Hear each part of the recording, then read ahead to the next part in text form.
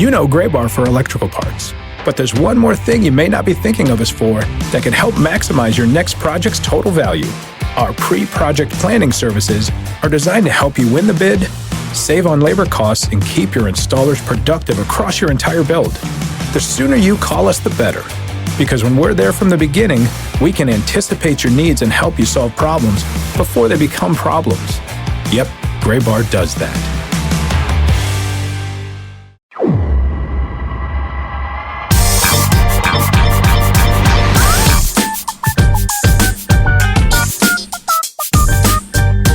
Hello and welcome into the first fully off-season edition of the Show Before the Show podcast, the official podcast of minor league baseball. Congratulations to the Los Angeles Dodgers 2024 World Series champions as of last night. We're recording this on Friday. Thursday. What is today? Thursday, October 31st. It's a holiday in some parts. I unfortunately am too old to walk around and just get free candy. But we welcome you into this week's episode of the Show Before the Show. My name is Tyler Mon. Sam Dykstra and Benjamin Hiller in New York City, a city in mourning, I would imagine, today. What's the vibe been around the city today, fellas?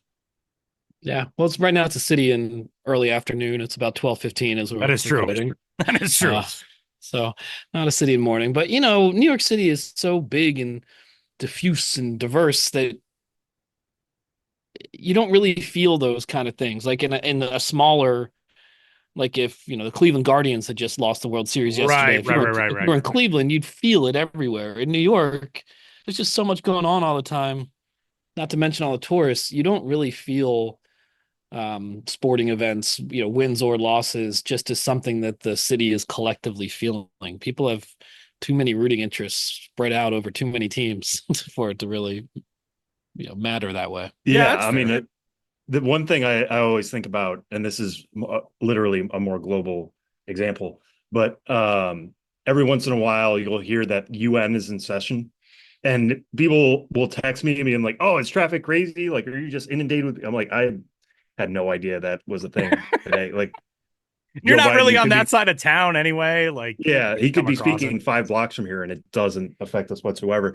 But that being said, I will say it has been pretty cool being in the city during a World Series, because where we work, right? We're coming from the MLB offices right now. There's the MLB store downstairs.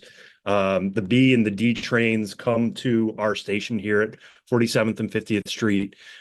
Those go to Yankee Stadium. So over the past couple days, like I've seen a lot of people wearing baseball uniforms, whether they be the Dodgers or the Yankees, on their way to the game, stopping by the store to get World Series stuff because, how often does it happen here, right? Where you can get all that stuff so easily.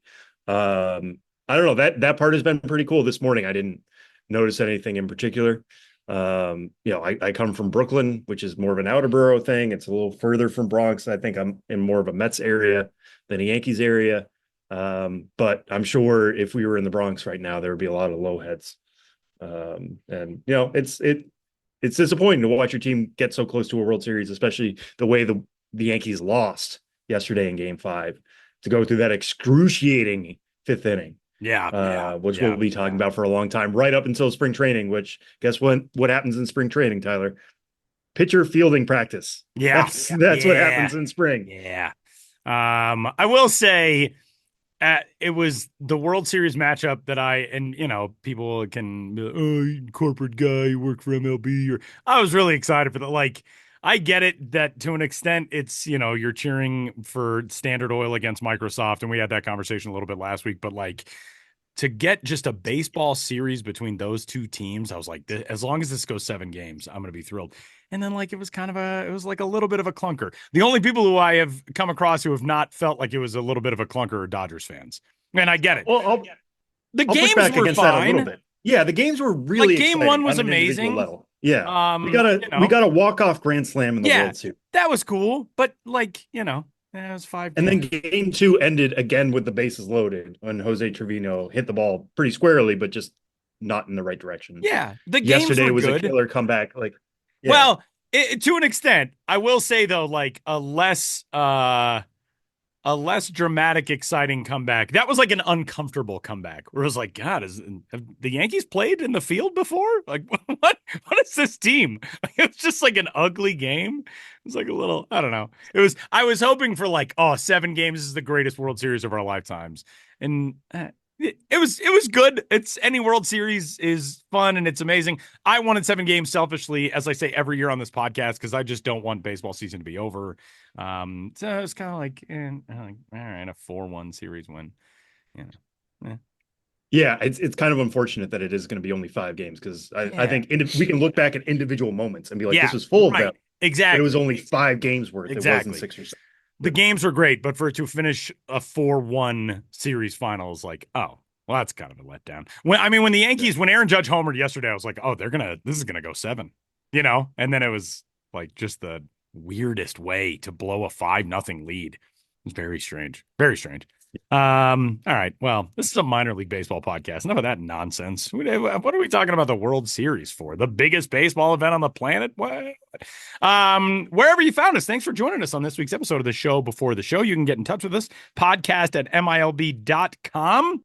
Especially now the offseason is here. Send us your questions, your thoughts, your comments, your topic requests, all the rest. We've got a whole bunch coming up over the offseason, and we have one of our first big stories of the offseason, minor league baseball, business-wise, and for that, we bring in the guru of all gurus, minor league baseball business-wise, as the former Oklahoma City Dodgers and one season Oklahoma City Baseball Club, now known by a new identity that I love. Benjamin Hill, give us the rundown on the new Oklahoma City baseball identity. The Oklahoma City Comets have arrived. I love it. Have streaked into town. I mean, that might not sound exactly right. That was unveiled on Saturday evening in Oklahoma City.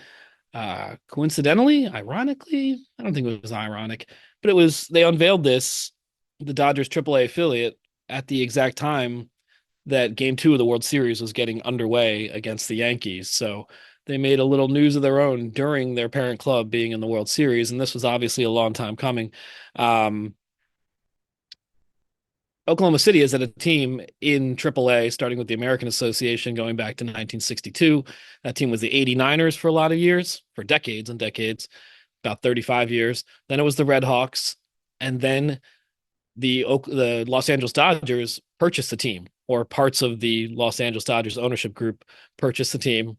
And that is what precipitated the name change to Dodgers in 2015. Of course, they also became a Los Angeles affiliate.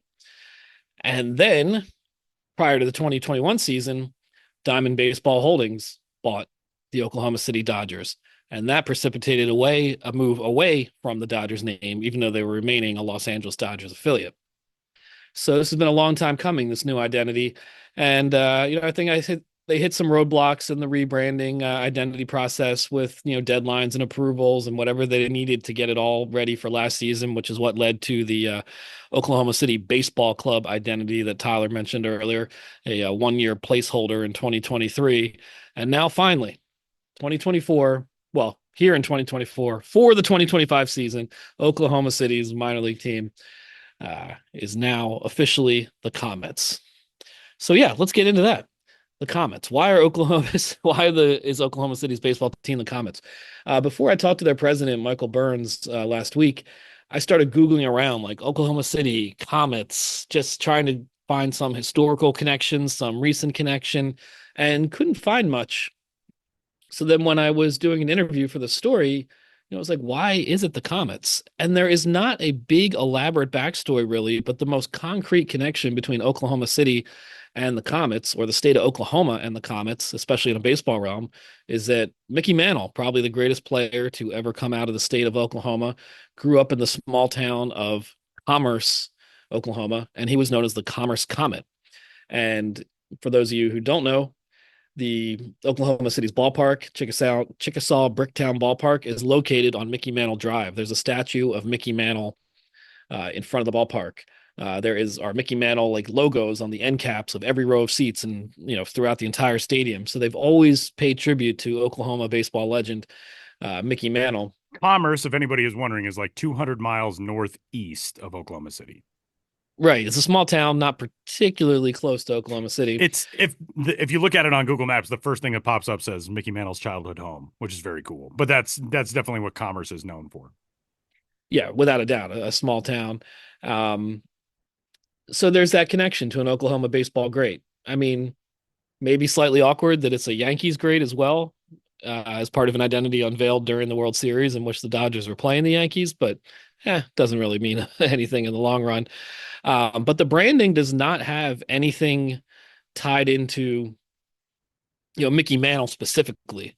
So even though he might have inspired the team name, the Comets identity is more what you'd expect from Comets, space themed, shooting stars, and then also logo and color schemes and word marks that pay tribute to the Dodgers and make clear, hey, we're still a Dodgers affiliate. So the other meaning of Comets is really just a kind of vaguer, hey, Oklahoma City is growing and expanding, and there's an aerospace industry here, and so why not? Our growth and evolution is like a comet, soaring. We're soaring across the sky. So it doesn't have a real strong connection in that way, other than just a vague celebration of Oklahoma City's growth. And again, in talking to the team and their president, Michael Burns, they said, the people of Oklahoma City consider ourselves to be a major league town. I mean, we're talking about a minor league team, but they have an NBA team. They have a large population. So it was not surprising they didn't go in some sort of direction like, a Trash Panda, Sod Poodles type direction. They wanted something that felt major league, even though it's a minor league team. And I think this accomplishes that. The color scheme, tied in with the parent club, the team name referencing the greatest baseball player probably to ever come out of the state of Oklahoma. So still quite a lot of elements coming together here. Tyler, I heard you're a fan of this look. It was designed by a friend of the podcast, Dan Simon of Studio Simon, and you can see that it's the type of work he does. Yeah, absolutely. It just, like you said, and I think that explains it very well. It is a big league feeling type of logo and identity. And I like that you could go a whole bunch of different, wild ways with something like a Comets logo, but it's very I don't want to say muted, but it's just very classic. The color scheme is great. The word mark is great. None of it feels over the top. It's kind of a red, white, and blue look. I love the little astronaut guy. Any space themed logo, I'm going to be very into. The little astronaut guy is great. I hope his name is Mickey. I don't know if they've decided on that yet. I was told his name is fantastic. Moonman, unofficially. Moonman! But maybe not. Like Moonman. That's just kind of what they started calling him around the office, Moonman. They might give him a more formal name at some point down the line. Yeah, I would assume that they're going to have like an actual mascot version of Moonman, and that sounds fun too. But I just like it. There is I don't know if this one is technically the secondary, it is one of the secondary logos, but there's an OKC logo where the comet is like streaking through and forming the upper, I don't know, bar of the letter K. What do you call those? The things that come out diagonally. I love that one. I think that's great. Dan Simon just never misses, man. And as usual, he rolls out a brilliant logo and an identity. And I do just very much like teams that are able to go with more classic sounding names and concepts for their brand identities and still hit them out of the park. I feel like it's somewhat easier to go with a crazy name and come up with a wild, wacky identity logo wise and put it out there because that's the point behind it. You want it to be eye grabbing, all that. It's almost more difficult now to take a team name like Comets or like, Aviators, to name another one that's fairly traditional in recent years, and put together an identity and a logo suite that's really, really good. And Dan Simon, he never misses, man. Yeah, he's a veteran. He's been around a long time. And this is something that came up when I was writing the article that I'd kind of forgotten about. But Dan Simon here doing work for Los Angeles' AAA affiliate. He used to be the director of creative services for the Los Angeles Dodgers. And in that role, he was basically the first like in-house graphic designer in sports. So he had kind of a pioneering role with the Dodgers, creating in-house logos and graphics.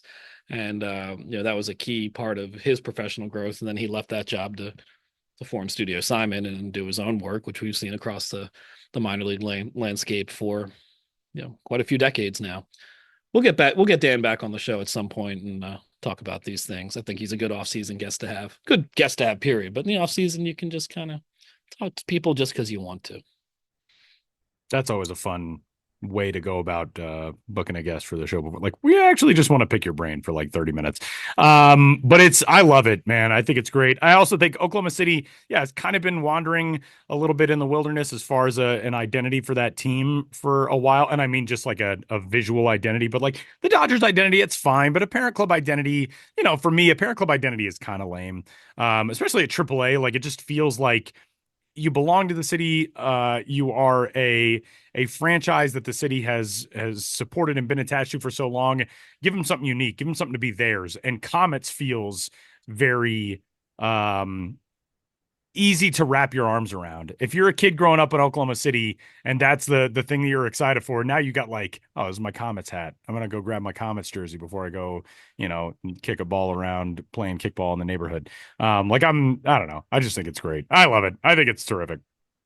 Yeah. And bringing this back to the World Series, which obviously just concluded, Alex Friedman, the Oklahoma City longtime broadcaster for the Red Hawks, for the Dodgers. Friend of the show for the baseball club, and now soon to be for the Comets.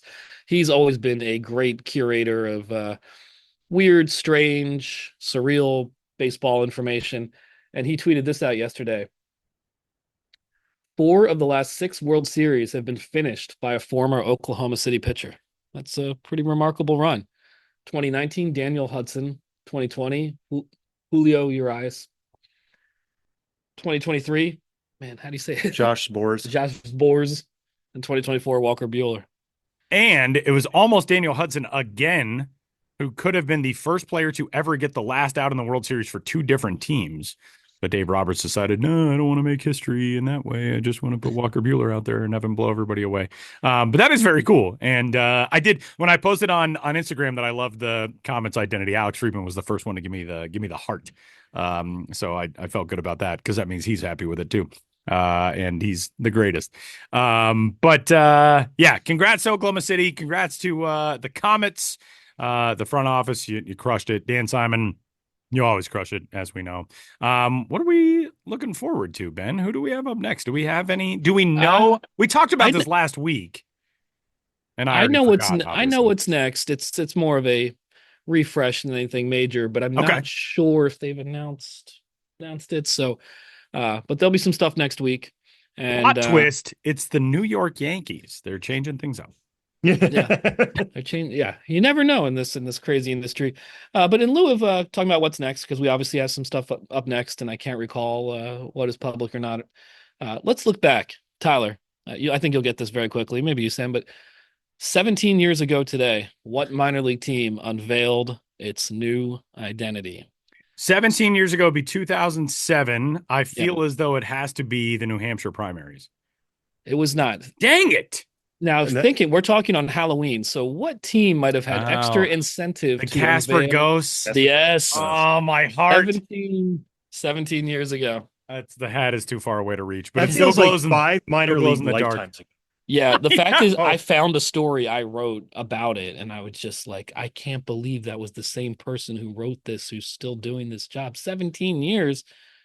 My goodness. They were the Casper Rockies, rebranded to the Casper Ghosts, the greatest identity in minor league baseball history for my money. They moved to Grand Junction, Colorado. Very easily could have kept that name. Grand Junction Ghosts flows so well. They did not. They switched to the Grand Junction Rockies, which was a name that they somehow kept even through an unaffiliated season in the Pioneer League, which is very odd. Now they are the Grand Junction Jackalopes, shooting down my idea of the Grand Valley Peaches, which it's the peach producing area of the state. Peaches, great baseball tie-in, the Rockford Peaches, blah, blah, blah. They went with Jackalopes. They have, I believe, blue and purple in their color schemes. It's very R.I.P. the Ghosts is what I'm saying. R.I.P. Also, friend of the show, Lynn Smith. Lynn posted on Instagram the other day. She did like a trunk or treat in her neighborhood, and she decked her car out in Casper Ghosts stuff. So she was wearing a Casper Ghost hoodie, and she had like the Casper Ghost logo on her trunk. It's pretty cool. So the Ghost memory is living large still around this time of year. I obviously was very caught up in like, oh God, the elections next week, probably the primaries, but it makes a lot more sense on Halloween. Nah, we're talking Halloween. 17 years ago wasn't an election. Yeah, I was gonna say. Plus, I think the primaries, that was like 2004. That was way ahead of the time. That was 3 or 4 when they announced that. That was a long time ago. Yeah. But looking at my article from 2007, I have a quote from the CEO of the Casper Ghosts, Kevin Hoffian. Man, I haven't talked to Kevin for a while. Like so many people, I don't know how to pronounce his last name. But he says, I originally wanted to be the Casper Weinbergers, but we figured no one would get it. I mean, correct. My follow-up is... That is very true. Yeah, my follow-up is facetious references to former defense secretaries aside. Wow. Casper Weinberger. I remember seeing like Mad Magazine make fun of Casper Weinberger. He got his just desserts in the pages of Mad when I was a kid. That's probably how I heard his name. I think he was maybe Reagan's defense secretary sometime around there. Also, but this team was not named the Casper Weinbergers. No. Also, Casper Weinberger's first name, because I had no idea who it was and just Googled it. It's Caspar in Casper, Wyoming. I got to go back into this article and fix it. Yeah, you got to edit that. I made a mistake in here. Oh man. Well, RIP to the Casper Ghosts. Mike Lansing Field is still around and kicking up in Casper. It I believe is just home to like Legion Ball now. But it was the home of the minor league Casper Ghosts. And apparently a summer collegiate league team known as the Casper Cutthroats, which is a very good name, type of trout native to this area. Anyway. That's enough. It's enough of me vamping on that. I feel like bringing that up. It's just like the Tyler wind-up toy, just like. All right, Ben. Speaking of fans of the podcast, we mentioned Lynn Smith a moment ago. Paul Caputo, who I ran into and met in Las Vegas. Very exciting that I finally got a chance to meet Paul. Finally got a chance to meet Valerie, Stadium Food Girl. There were all kinds of minor league baseball fans at the AAA National Championship game in September. But Paul emailed in an email that we have not touched on yet, but you've got at the ready. Well, if you'll recall, and surely you do, I know listeners have instant recall of everything that's been on this podcast, but last January 5th, we had our minor league baseball resolutions and goals episode of the podcast. And on that episode, Paul Caputo, longtime listener, longtime ice cream helmet fan, longtime logo fiend, but he talked about his goal to eat 24 flavors of ice cream from helmets at baseball games in 2024. He wanted to go eat 24 different flavors of ice cream from a helmet at ballparks all over the country. And so he sent us a long, thorough accounting to say that, yes, he did it, starting with butter pecan during an Angels spring training game at Tempe Diablo Stadium on March 15th and ending with number 24, matcha Dippin' Dots in Japan, seeing the Hanshin Tigers. It's a lot of baseball in a lot of different locations, and congratulations to Paul for reaching his goal. And he has some asterisks here about Dippin' Dots, for one, saying that while I typically do not seek out the ice cream of the future, since 1995, it's been the ice cream of the future, I don't think it would have been possible to find 24 different flavors if I limited myself to soft serve, frozen custard, or scooped ice cream. So he does have some Dippin' Dots out there. If any purists have a problem, you can get in touch with Paul, find him on Twitter.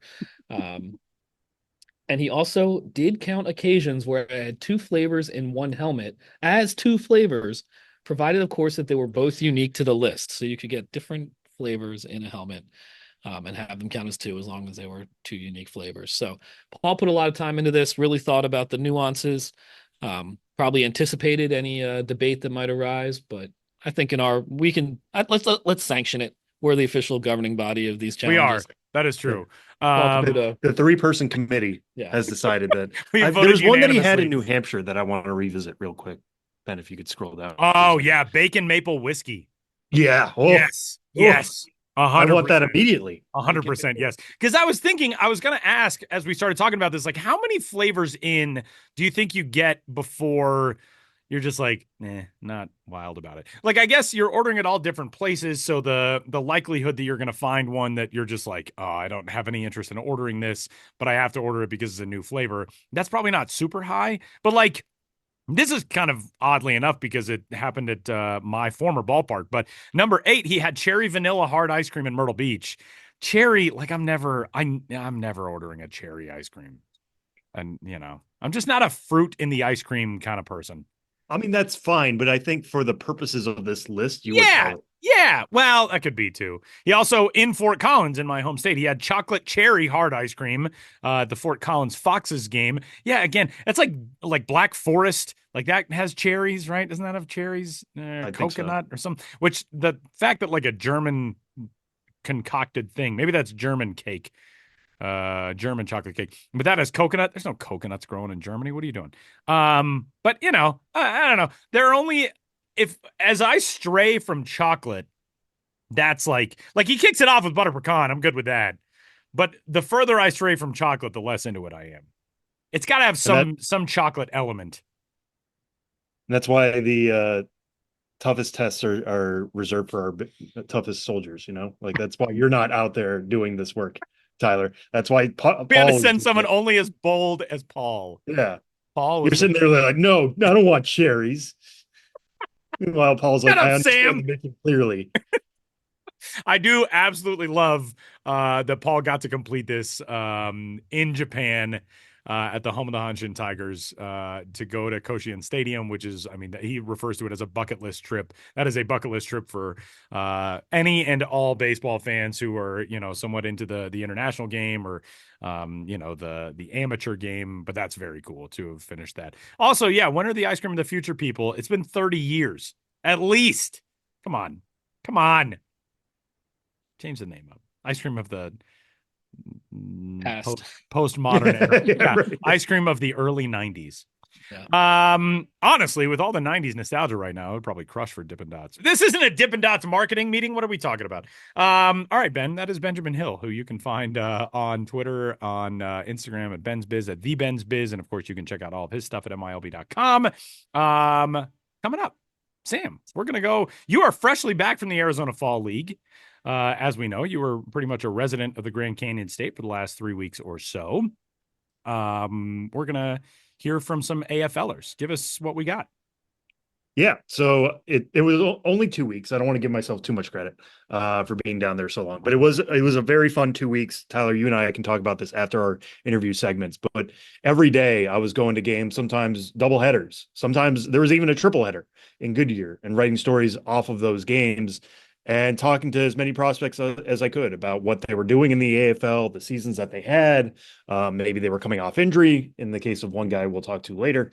And they were all for written stories on MLB.com. So I want to present you guys 2 of these interviews now. They're not really podcasty interviews of like, let's sit down and discuss your entire career. It's more focused on certain things, but still, I think it's good for you guys to hear these interviews and hear about these guys coming fresh off the field. And there's some interesting stuff. So we'll start here with number 5 prospect, Drake Baldwin, number 5 Braves prospect, I should say.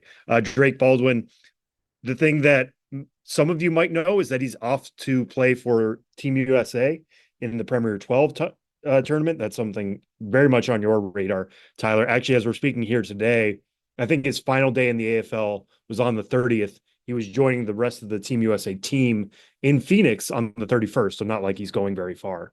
But Drake Baldwin had a fascinating year, was just okay at AA Mississippi to begin the year, had a 650 OPS in 52 games, absolutely took off at Gwinnett after a promotion, had a 298, 407, 484 slash line. So that's an 891 OPS in 72 games with Gwinnett, had 12 homers there compared to only 4 during his time in the Southern League. So we talk a little bit about that, like why he was able to turn things around. And also he's off to a really good start in the fall league. He's been hitting balls pretty hard left and right, showing some decent power, playing well behind the plate. He's not being protected there. He's getting a lot of work behind the dish. And now he's getting a chance to be potentially the starting catcher for Team USA as they go for gold, first in Mexico and then later overseas in Asia. So here's me speaking with Drake Baldwin after a recent game.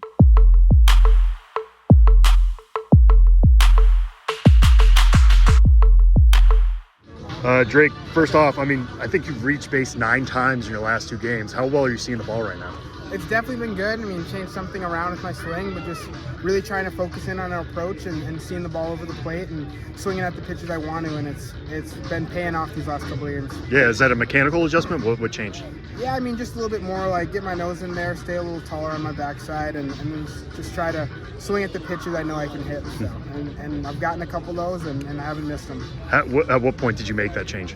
A couple days ago. I mean, I still, the goal is kind of get the ball in the air more, hit it in the air a little bit more, and it's still a work in progress. There's still ways to go, but it's definitely nice when you start something like that to just have a little bit of success to start off so you can keep on rolling with it. Yeah, and speaking of adjustments, I mean, looking at your AA numbers compared to your AAA ones, what happened when you moved up a level this year? Just felt comfortable there. It's a little bit more of a hitter's park, which is nice as well compared to AA. Yeah. But I mean, just felt comfortable. It's really cool being with that AAA group and seeing this, like the maturity and how much time in the big leagues they've all had. You see what big leaguers do to prepare every day, and just kind of learning those routines really helped me be ready for every game and be ready for every at bat. Yeah, I mean, digging into your numbers, you had the highest hard hit rate among catchers at AAA. I mean, what allowed you to hit the ball so hard at that level specifically? I mean, I think the biggest thing is just swinging at good pitches. I think that's something I've done pretty well. Just swinging at pitches over the plate. If they're balls, you're probably not going to hit them too hard. So swinging at the best pitches and getting my ace swing off as much as I can. Yeah, and this has been a big couple of days for you getting named to the Premier 12 team for Team USA. Just take us through that process of getting named to that team. Yeah, I mean, they reached out. They said they were interested earlier. They hadn't officially made the team, and then found out I was on the team. And I mean, right when they told me, it was a really cool experience. I mean, I've never played for Team USA, and it's definitely been a dream of mine to wear USA across my chest. So I'm super excited for it. Yeah, when you say they, was it Mike Sosha who reached out? I mean, at what point do you talk to him? Paul Sealer was the one that reached out to me. He's running that. We had a Zoom the other day with all the coaches and everything, just kind of to get us introduced and get us going. So it was cool to sit down with all of them and to meet them for the first time. And it's a really cool roster and staff, and I'm excited for it. Yeah, you're one of 3 catchers on the team. Have they given you any indication of your role? No, I haven't heard anything. I'm sure it's whatever gives them the best chance to win. And I mean, playing for Team USA, that's the only thing that matters. Yeah, what was the conversation like with the Braves about allowing you to play in that tournament? They were all for it. They love guys going and playing in big situations, and I mean they love it. They're all for it, and playing for Team USA is something they're all about. What are you looking forward to most about that experience? I mean, just honestly wearing Team USA across my chest will be awesome, and being able to play with a bunch of guys who've played in the big leagues and who have watched on TV even. So being on their team and all fighting for the same thing should be really cool, and playing for the country. Yeah, I mean, it's the latest indication that you are on the radar, both nationally and within the Braves organization. At what point do you feel like you made that turn in your career, that people were noticing the work you were putting in? I think halfway through my first year, I was struggling the first half, and something clicked, and I started to hit a little bit, and kind of just try to stay consistent with my work every day. And I mean, it's definitely cool to get those recognitions, but I mean, baseball is a tough game, so just trying to take every at bat, every pitch, one pitch at a time to do the best I can for me and my team. Yeah, and as you were looking at that roster or in those Zoom meetings, was there anybody who's going to be a teammate for you that you're most looking forward to playing with? I mean, Rich Hill has to be cool. I mean, just the amount of experience he has, I'll definitely ask him questions, and it'll be really cool to catch a guy like that. What's going to be the first question you ask? I don't know. It'll come out when I get there. Yeah, I mean, whatever comes naturally in the catcher and pitcher. And I got to ask this. I mean, you were such a good hockey player back home in Wisconsin. Was there ever any part of you that thought you'd wear Team USA across a hockey sweater someday? I would have loved that. I mean, I wish I could do both right now still. So, I mean, I loved hockey. I wish I could still play. I wish I could do both. But, I mean, I was hoping for it, but it never worked out. So I'm happy I can do it with baseball. What translates best between both sports, you feel like? I don't know, just kind of keeping my nose in there as a catcher, just staying kind of gritty, just staying in there. I mean, I'm going to get bruises, I'm going to get foul tips to the face and stuff like that, but still locking it in so the pitcher has the best chance to succeed. Yeah, and as all these things come your way, the AFL, Team USA, I mean, how close to the majors do you feel at this very moment? I mean, it's definitely different. Like that step to get to the big leagues is the biggest one by far from some people who I've played with and what they've told me. So, I mean, it definitely feels closer, getting some recognition. But I mean, still working for that day where I make it to the big leagues and accomplish that dream. Yep.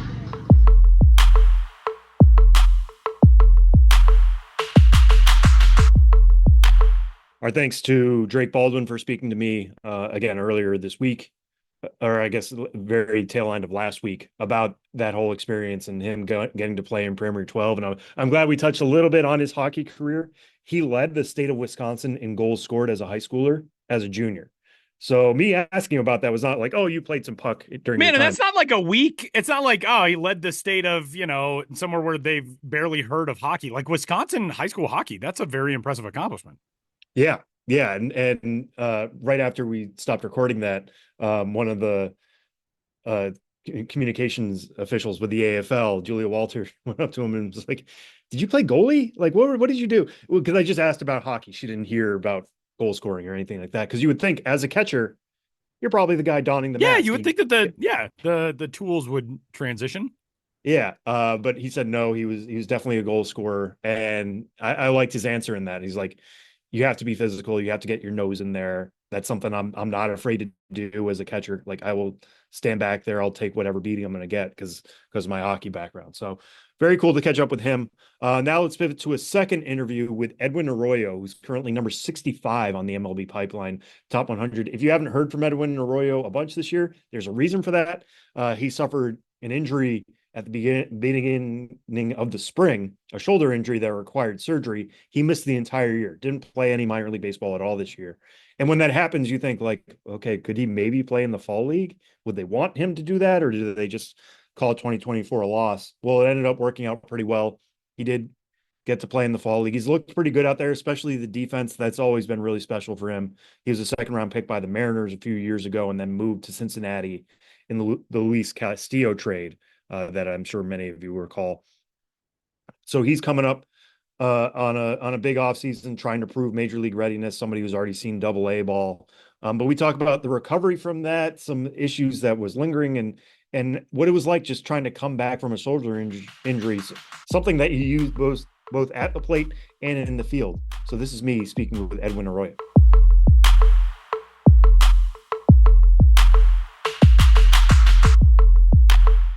All right, Edwin, this is your first 4-hit game since June 2022. First, I just want to get your reaction to that and how it feels to have that under the belt now. I mean, it was great game, great win.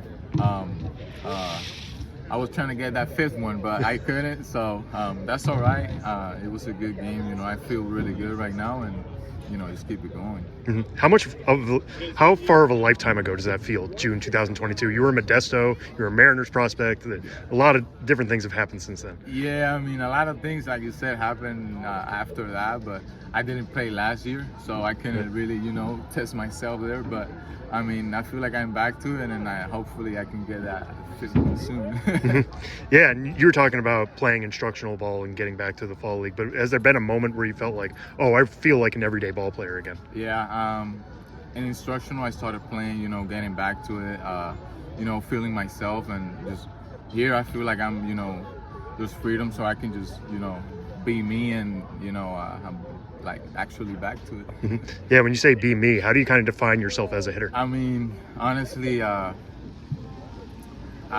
think I'm a contact hitter because I don't really like to strike out, but I can have some pop too. I feel like do everything. Every day is different, but like I said, back to it and let's do it. Mm-hmm. Yeah, all 4 of your hits today were up the middle. Yeah. Even the hustle single to second base. How much is that part of your approach to stick up Just trying to keep my path, through the middle. Pitchers today were a little probably different than usual. Not a lot of speed, so just set up my approach and it worked. So it was just they didn't have much velocity, so you were able to. So a lot of breaking balls and stuff. So just my mentality. Not change it, but I got ready. You know what I mean? Mm-hmm. Yeah, and how did the shoulder affect you, especially as a switch hitter? Like, at what point were you kind of building back, and how was it affecting you as you were building back towards the fall league? So I feel like it did kind of affect me, for 1 year because I lost it, but Yeah. it didn't really affect me, overall. I feel normal. I just gotta get, used to warm it up and get it ready before every game and probably every practice. But that's gonna become normal for me, and it feels really good. Mm-hmm. Yeah, and what kind of drills were you doing to slowly build up to hitting again? It's mostly hitting, from my right side where it feels maybe cold for a little bit, but when I do some swings, a couple one-hand drills, it gets there and it feels really normal. So left side feels more natural right now? Yeah. Yeah, and especially I think today you were hitting from the left side all the time. I don't want to say it bothers from the right, but it's where it takes more time to warm it up. But besides that, it's ready to go. Mm-hmm. Yeah, and we were talking about it was June 2022. Now you're in the red system. What have they done to affect your hitting philosophy and development? Every org, is different. They got their philosophy, so I'm just learning. I learned from Seattle. I'm learning from these guys and just put it together to see whatever works for me better. Mm-hmm. Yeah. What about the Reds' approach then works best for you think? I don't feel like there's any different approach than either here or there. Because pitchers are pitchers, but they do have helped me. Maybe my approach, some things in my swing, especially now in my rehab process. Make sure I don't change anything in my swing and just getting for it. Mm-hmm. Yeah, and you have Matt McLean on this team. I know you're buddies with Ellie De La Cruz. What have you learned from those guys about what it's like to make the majors with Cincinnati? Well, McLean actually had my same surgery, so we've been together this whole year, right. Talking and sharing stuff. But I hope, he gets better and we can play together soon. Yeah. What was it like to have a shoulder buddy? I mean, what do you guys call yourself when you go through it? Probably we can call it like that. But I mean, we're practically shoulder buddies at one point, but I hope that never happens again, and we can just keep getting better. All right, great.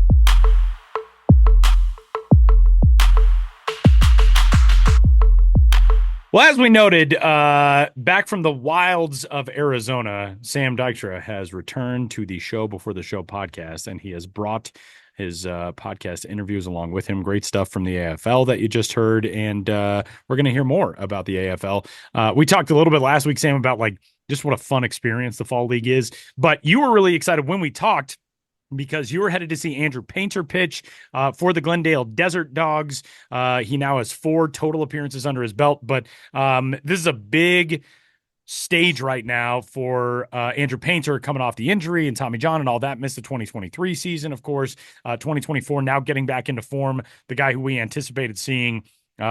It's great to see the encouraging results, but your conversation, with people around the AFL and getting to see Andrew Painter, what is the status right now with where he is with what's been a pretty impressive first handful of times through?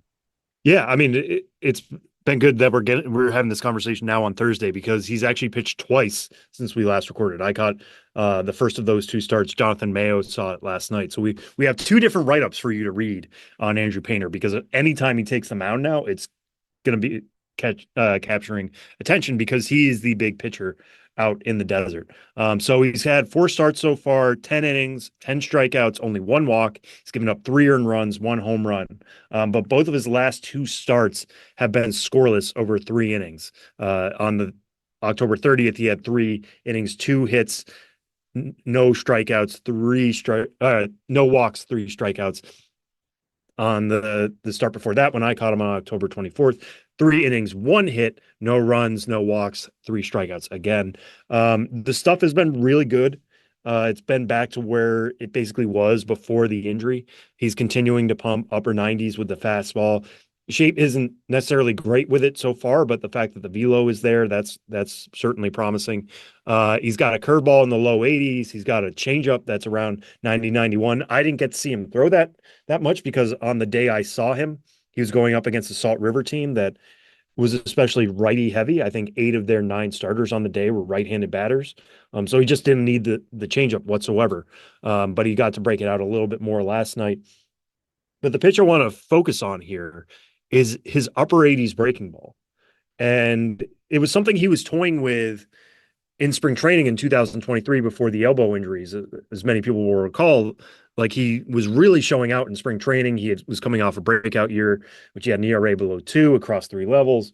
Was the starting pitcher of the year for the minor leagues that year in 2022, and he came up to major league camp for the Phillies, and there were some whispers like this guy might break camp in the majors at just 19 years old. But he had this new pitch, and it was an upper 80s pitch, and there was even a quote in the Athletic talking about it at the time, and Scott Kingery said, I didn't even know he had a cutter. And I'm like, okay, well, he's still throwing it now, but he's throwing it coming off Tommy John surgery. So I asked him about it, and he's like, well, it's not a cutter, it's a hard slider. That's the way I think about it. I have the curveball that's in the low 80s. It has a little bit of sweep to it, but it's more vertical. This slider is a perfect bridge pitch for me. Somebody throws upper 90s, has a breaking ball in the low 80s. You want something in between, something that's controllable. So that hard 80 slider, bang between the middle of those other two pitches. And it's a little tighter. It's not a sweeper. It's not breaking 10, 11 inches horizontally. It's more in that 3 to 5 range. But it allows it to be a pinpoint pitch for him, something that he can throw to both righties and lefties, moving away from righties in on lefties, kind of a put away pitch. And so for that to be coming along is really interesting. And also, and I asked him about this, you're somebody who was starting to add this pitch to your repertoire, and then you have elbow issues that put you off a mound for months, and then you go Tommy John surgery that July. So he hasn't really been pitching in 18 months. How do you refine a pitch that you're still really learning when you're rehabbing? And you're only allowed to throw fastballs for a certain amount of time. And he's like, yeah, I mean, I continue to play around with the grip. I mean, it's something where every once in a while I have to remind myself that this pitch works as is. Like I can stop fiddling with it, because I had been fiddling with it for so long and thinking about it mentally for so long. I was just questioning everything I was doing. Now that's no longer the case. Like I just need to trust that it's working. And the fact that he's off to this start in the AFL is certainly helping that case. I talked to his catcher on the day, Jordan Disson, who is a Phillies prospect. So obviously those guys have mutual interest in working well with each other. And he said, like, if this is Andrew Painter over 6 innings come next year, a lot of people are going to be happy, which makes sense, obviously. But the fact that the stuff has been so sharp in these limited innings so far, and the command has been so good, there's a lot to like for Andrew Painter. It's just, can he maintain this? Can he get through the fall league healthy? The Phillies had circled 20 innings as his goal. He's at 10 right now, so he's halfway there. Obviously, more of these will turn into 3-inning outings and 4-inning outings, maybe by the end of his time in the desert with Glendale. But so far, so good for Andrew Painter, for sure. And again, man, what a jumping off point for 2025. I mean, if he gets through this all healthy, continues to have the success that he's having, and then all of a sudden you look toward February and pitchers and catchers reporting, and you've got a fully healthy Andrew Painter who's come off of some really good work against some really, really good competition. Andrew Painter will not be 22 years old until after opening day next year. So obviously there is all kinds of time for Andrew Painter to be getting there. But the fact that he's getting there already is like, oh, that's very good news for Phillies fans. Yeah, I mean, because coming off Tommy John, it's so much more standard these days. We think like, oh, well, you just take 12 to 16 months off and you'll come back good as new. That's not always the case. We kind of need reminders that guys kind of fall off or aren't necessarily as healthy. It is major surgery that's happening. Anything could happen. So the fact that this is so far so good is great. But even come next spring, despite having pitched, he's still going to be limited. Like they're not going to let him throw 5-6 innings out of the gate. It's still going to be very much a building up as the season goes along. And I've seen some people try to say like, okay, could he pitch in the majors next year? And I think Dave Dombrowski has said that, telling MLB.com's Todd Zalecki, like he's a candidate at some point in 2025. What does that look like? What is his workload at the time? I've seen some people throw out the idea of, would he be the Phillies' David Price, of like, you're a prized pitching prospect who you throw in the bullpen just so you can keep him limited at the end of the year, but you know is really good and you think of as a starter for the rest of his career. Maybe. Or maybe he looks good enough, throwing 4 or 5 innings that he's a starter for the Phillies come July, something like that. I don't know. There's still so many variables to go about it, but yeah, you can't ask for a stronger foot to start out on. All right, Sam, we are coming down to the last couple of weeks of the fall league, as wild as that is. Any themes, any big storylines, anything else that people should be watching out for? I feel like so many fans, once the World Series is over, people who can get into the fall league and maybe kind of forget about it until after the World Series craziness are like, oh man, yeah, there's a couple weeks left in the fall league. What's on your radar right now? Yeah, I mean, one is just how hot can Jose Persano be towards the end of the year? And we talked a little bit about him last week, I think. But right now, he leads the AFL in average at 446 and homers with 7, in slugging percentage at 911, and OPS at 1.403. Nobody else has an OPS above 1300. Never mind 1400. The guy's just been blistering the ball all over the place, making up for lost time due to a knee injury this year. And as I've said before, like I think moving to first base kind of helps him. He doesn't have to worry about getting in the squat and hurting the knee any further. He can really just focus on hitting, although first base is still a relatively new position, and I think he's still working on things over there. But the more he hits the ball, the stronger a potential top 100 candidate he looks. I don't know if he's going to be that one for us coming out of the preseason, but this is what it looks like. Guys hitting the ball consistently, hitting the ball hard consistently, elevating the ball consistently. It's a really well-rounded package for Jose Persano. And how long can this last? As you know, it's a 6-week season, so it's not a massively huge sample, but around week 3 is when we start to see guys maybe tail off a little bit. Somebody like Colt Emerson has been pretty good throughout, but got off to a huge start there for Peoria and has tailed off a little bit since. Jose Persano has not. So we'll see how he can finish. And the other one I want to point out is Thomas Saggese of the St. Louis Cardinals. People might remember him from being acquired from the Rangers in the 2023 trade deadline and the Jordan Montgomery deal that worked out pretty good for Texas. Thomas Saggese was thought of as a bat first infielder when the Cardinals acquired him. He was the Texas League MVP for his work between Frisco and Springfield in 2023. This year moved up to AAA Memphis, and he's always been an aggressive hitter. The guy just has great bat to ball skills. He can swing at anything and get some wood on it. But it really started to kind of affect him this year at AAA Memphis. The numbers weren't great for the type of hitter that he could be. And the Cardinals even called him up in September, and then he had a chase rate of over 40%, which was the highest among all Cardinals major leaguers. The guy just stuck with what worked with him to that point, but the pitchers are smarter in the major leagues. They're smarter in AAA.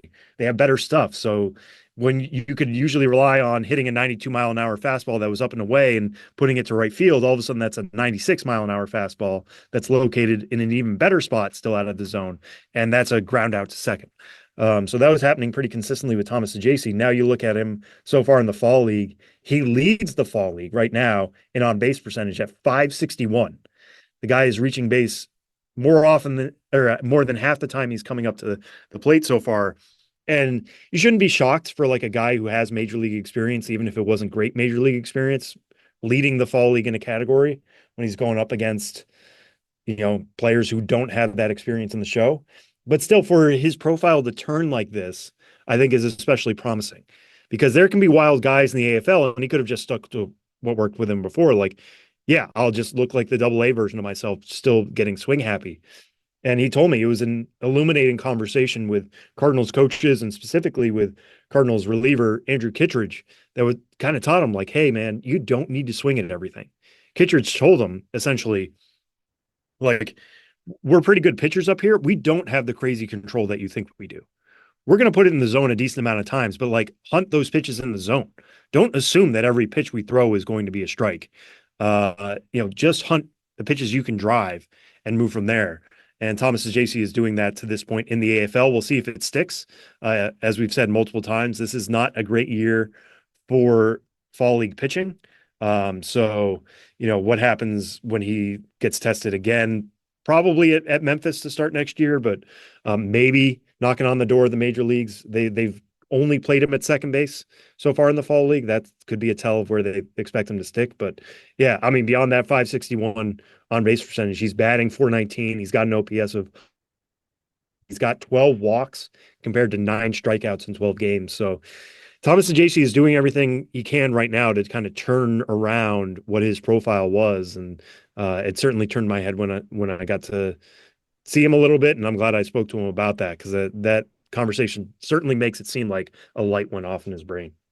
Great advice from former Adelaide Bite pitcher Andrew Kittredge. I know that's what everybody remembers about his baseball playing career. And the Arizona Fall League continues for the next couple of weeks. Fall Stars game coming up, the AFL Championship game, second week of November. And we will step aside. No Ghosts of the Minors this week. Josh Jackson will return next week. But we've got a dude to be guessing and all kinds of other good stuff on the other side.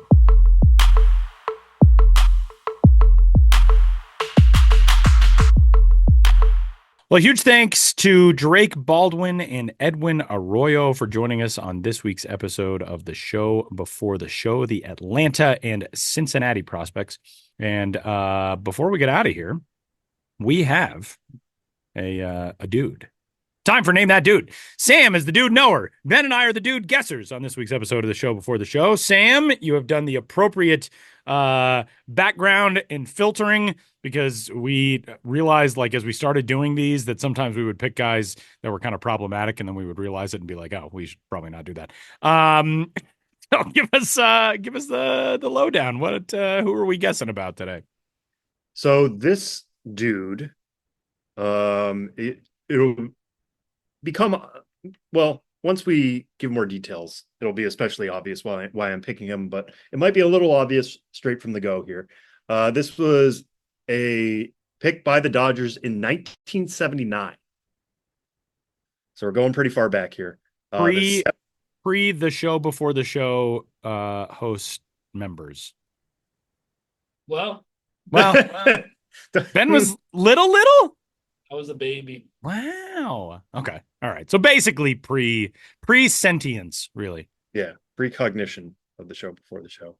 1979, the 17th round pick by the Dodgers.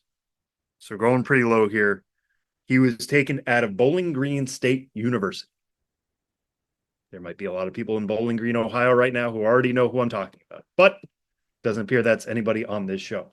So 1979, he goes to A-ball in the Midwest League for the Clinton Dodgers. Pitches 15 games. I guess I've given that away. He is a pitcher. Had 15 games, 43 innings, had a 2.09 ERA. So off to a very strong start in his career, his age 20 season there in 1979. 1980 and 1981 spends both of those entire seasons with the Double-A San Antonio Dodgers of the Texas League.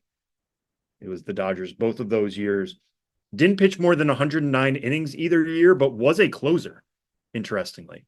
Had 14 saves in 1980 and 15 saves in 1981. 1982, he gets the bump up to Albuquerque of the Pacific Coast League. The Albuquerque Dukes at the time had a 3.71 ERA.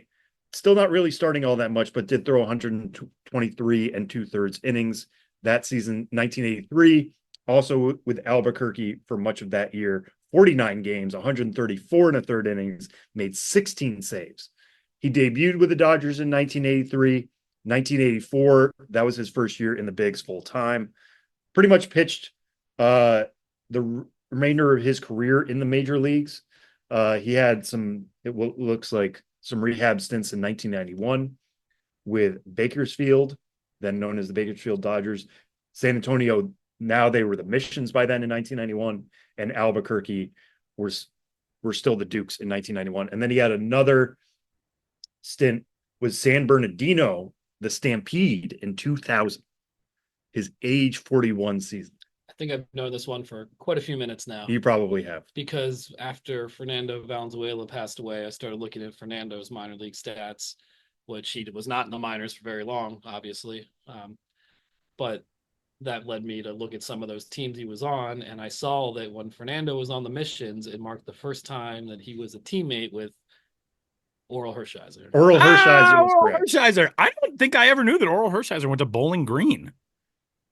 That's where he was drafted out of, according to Baseball Reference. Oral Hershiser was definitely one of those players who was like a very early baseball name that I knew. Like even before we had a major league team in my town, you just like such a unique name that when I was little, I was like, oh, that guy's really good. I mean, Oral Hershiser, when I was my age 3 season as a baseball fan, as you could say, when he won the Cy Young 1988, 23-8, 2.26 ERA. He threw 15 complete games with 8 shutouts. He also earned a save somehow in his lone relief appearance of the season. But yeah, you just like, he was so good. So good. Yeah, I remember one time walking around the bookstore of my local mall in Springfield, Massachusetts, and there was this, like, I don't want to say the baseball almanac, but it was like a baseball almanac thing. And at the back it said, like, here are what could be the Hall of Fame classes for future years, which, like, as a 12-year-old, that's very cool. Yeah, that somebody was thinking that far ahead. And Oral Hershiser was in there for whatever year he became eligible. And I remember thinking at the time, because I'm right there with you, Tyler, like, he was just somebody I heard a bunch about as a kid, thinking like, well, yeah, Oral Hershiser's probably getting it. Yeah, absolutely. And it's just, it has not worked out that way. He was on the ballot 4 times, received 11.2% in 2006, and then went down to 4.4 in 2007. And once you're below 5%, you're off the ballot. So he's been on 2 veterans committees in 2017 and 2019, but has not broken through. But I think my earliest memory of Oral Hershiser would have been the 1997 Cleveland then Indians team that went to the World Series against the Marlins.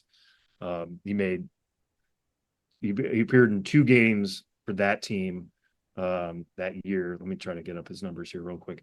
Yeah, 2 starts, got shelled, 13 earned runs in 10 innings against those Marlins, and lost both of his starts. But before that was obviously such a key veteran piece of that Cleveland rotation at a time when the bats were the big names.